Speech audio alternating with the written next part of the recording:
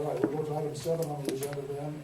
It's a public hearing regarding the request to vacate Quail Ponds PRUD phases 1, 2, and 3, and all streets, rights of way, and easements located thereon.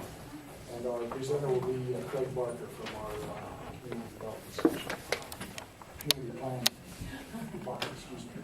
Thank you, Mayor. Council members, I think you're all well familiar with this proposal to vacate this subdivision and planned residential unit development. That's the term PRUD that you see referenced all the time. And it is referenced in the zoning ordinance because PRUD is a zoning term. And all developments are not PRUDs. And I know that we had some questions submitted to us about and what constitutes PRUD. If you have any questions, I tried to establish that. But the issue here is we have a development that was approved in 1998. It was approved with 5 phases. 3 of those phases, consisting of 31 lots, have been built. There were 63 lots in the total overall development.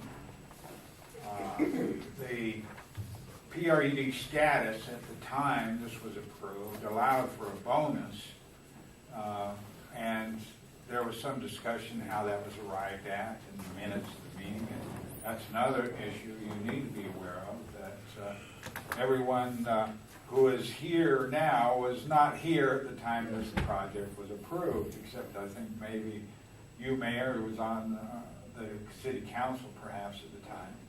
No, I was not. You were in the planning commission, or we're not either one? Neither one of them. Okay, so none of us were really. I don't. Martha may have been.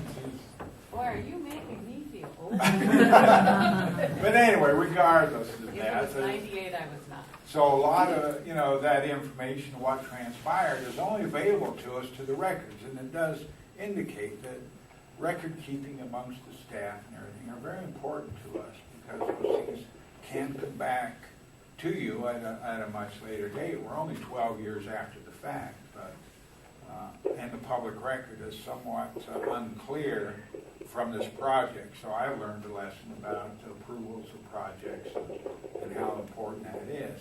But this project was ongoing. They developed phases 1 and 2. Were recorded quite close together. I believe there were 21 lots in those 2 phases.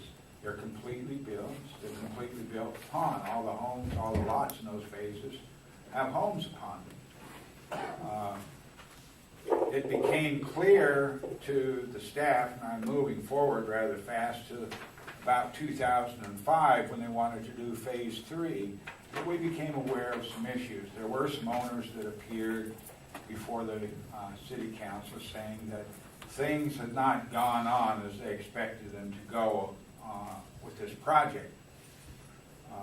It appeared that the developer had not done things that he had said that he would do.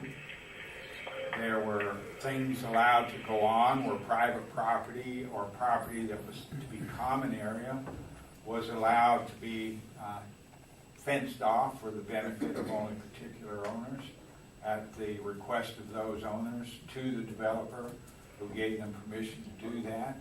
Those people did not like the narrow pieces of common area that were behind their homes and wanted to get rid of those.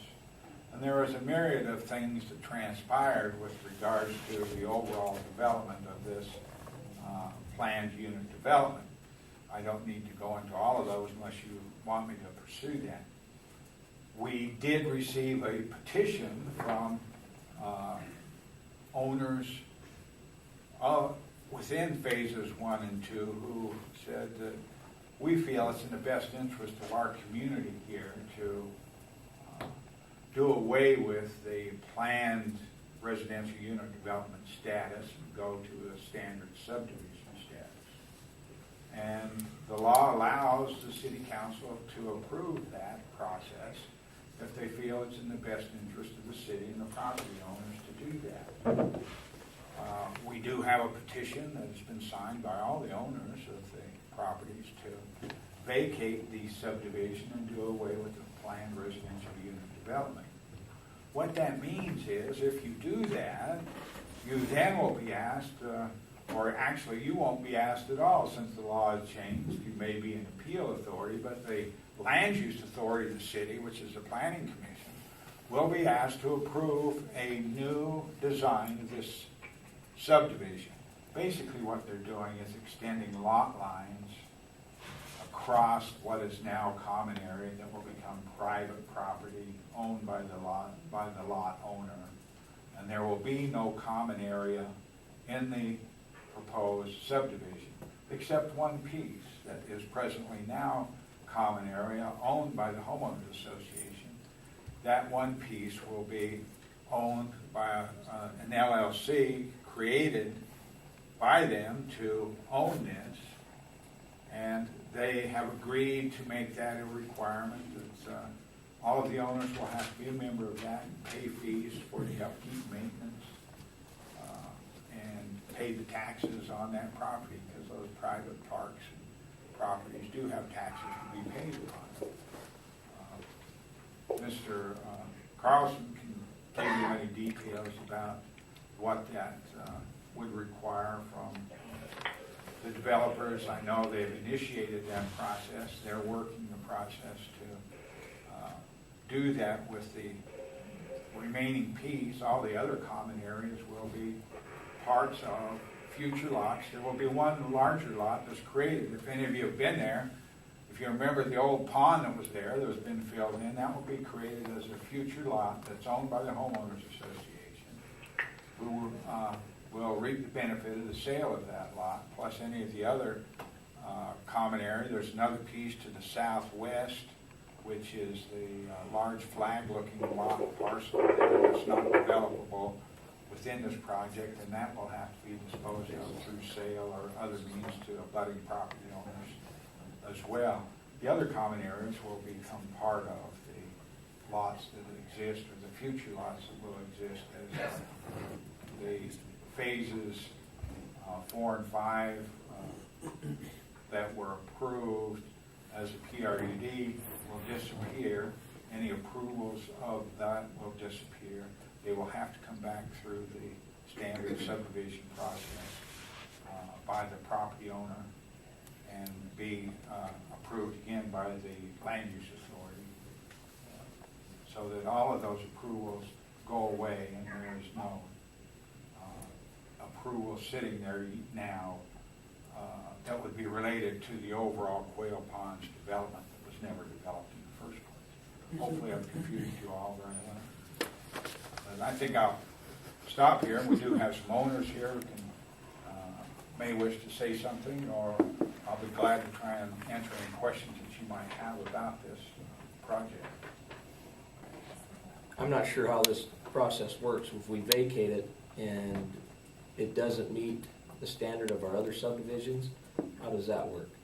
Well, when you say the standards of the other subdivisions, we have a lot of different standards in subdivisions. We have some that are in the R18 zone, which requires an 8,000 square foot lot. We have some that are in, you had a rather unique staff back in the days of the PRUDs where they created a new zone for every PRUD. And that zone had its own standards, and the Quail Pond standards will need to still exist. The number of lots will only be increased by one. The lots will be increased in size, but they may be different sizes from those that might be right adjacent, but that's not dissimilar in some cases. But you're right, it will maintain its own zoning, and it's on the books already. There is a Quail Pond zone. If you look at the zoning ordinance, it's on the books. So the setbacks and the side yards are all part of that zone. So Yes. when we vacate it, it's its own. We're not vacating the zone. We're just Right, but when we vacate the PRUD, it still meets that zone, so we're not going to have any problems with. That's correct. The new process will have to meet those standards that are there for the immediate properties that are already recorded there, right? Okay. Yeah. Thank you.